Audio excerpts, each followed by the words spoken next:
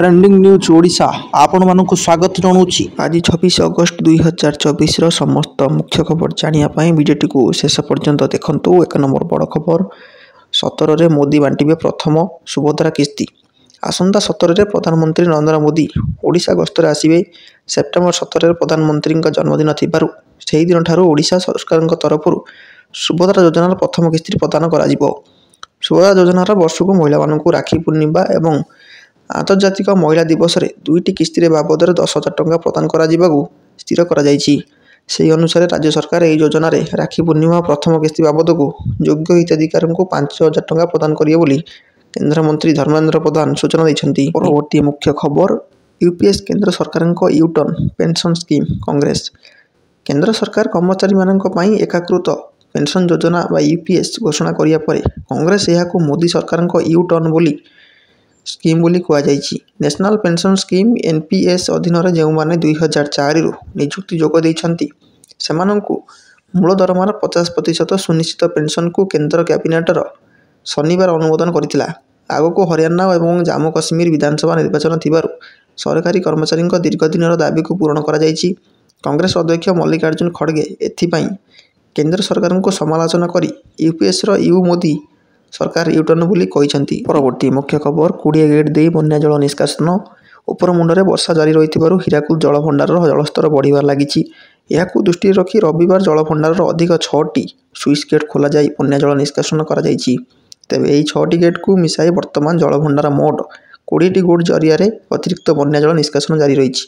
हीराकुद जल भंडार जलस्तर 622 फुट पहुंची संध्या 6:30 हस्तगत सूचना अनुसार हीराकुद जल भंडार को प्रति सेकेंड 3,26,879 घनफुट बन्या जल प्रवेश करुवा बेले 20 स्विच गेट और विभिन्न केनाल माध्यम प्रति सेकेंड मोट 3,54,495 घनफुट जल निष्कासित होउछि।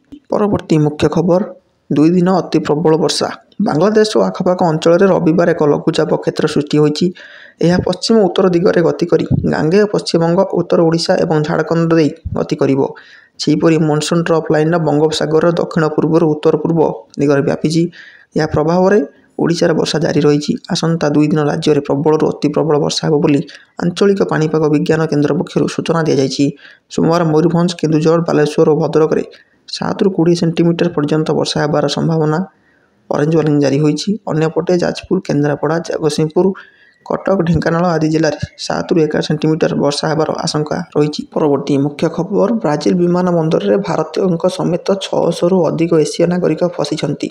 ब्राजिल साओ पाओलो अंतर्भुक्त विमान बंदर गुहारुलोस रे शरणार्थी दयनीय स्थिति देखा मिली। ब्राजिल शरण नेबाकु जाइथिबा प्राय 600 ରୁ ऊर्ध्व भारतीय नेपाल विएतनाम नागरिक विमान बंदर एक सप्ताह धरी खाद्य पानी और अन्य आनुषंगिक सुविधा सुजोग बिना अटकी रही। स्थानीय पब्लिक डिफेंडर कार्यालय और अन्य आंतर्जातिक गणमाध्यम तथ्य अनुसार विमान बंदर संप्रति 666 जन प्रवासी अटकी रही। सेमानक निकटर नियमित भिसा नाई। गत एक सप्ताह धरी जांच निमंते सेमानक अटकाई रखा जाइतिले मध्य विमान बंदर गाधोइबा शोइबा एपरिक शौचनीय निमंते आवश्यक व्यवस्था करा जाय नाही। छोट पिला महिला को कंबल आदि प्रदान करा जाय नाही। परवर्ती मुख्य खबर फ्रांस टेलीग्राम सीईओ गिरफ। लोकप्रिय messaging app Telegram CEO Pavel Durov को फ्रांस पेरिस निकटस्थ ला बोर्गेट विमान बंदर में अटक रखिया पर गिरफ करा जायछि। अपराधिक कार्य पर टेलीग्राम हेउथबा व्यवहार को रोकिबारे कंपनी विफल होइथिबा संदेह करी तांको गिरफ करा जायछि। तांको विरोध में ड्रग्स चोराचालाण शिशु विरोध में हिंसा और ठकई भली अभियोग रही। यूरोपीय संघ पक्षर टेलीग्राम और दुरम को ऊपर नजर रखा जाइतिला। परवर्ती मुख्य खबर वन्यप्राणी विदेशी और सामुद्रिक प्राणी रक्षा पंजीकरण बाध्यतामूलक। कौनसी व्यक्ति किंबा अनुष्ठान वन्यप्राणी विदेशी और सामुद्रिक प्रजातिर प्राणी को पाखरे रखिथिले सेसबुर विवरणी दाखल सह पंजीकरण करने बाध्यतामूलक। केंद्र संगल परिवेश और जलवायु परिवर्तन मंत्रालय गेजेट विज्ञप्ति माध्यम एने निर्देश जारी करिसेंति। विभिन्न व्यक्ति संगठन एवं प्राणी उद्यान करथिबा अनुष्ठान पंजीकरण समय सीमा अगस्त 28 को धार्य करा जायछि।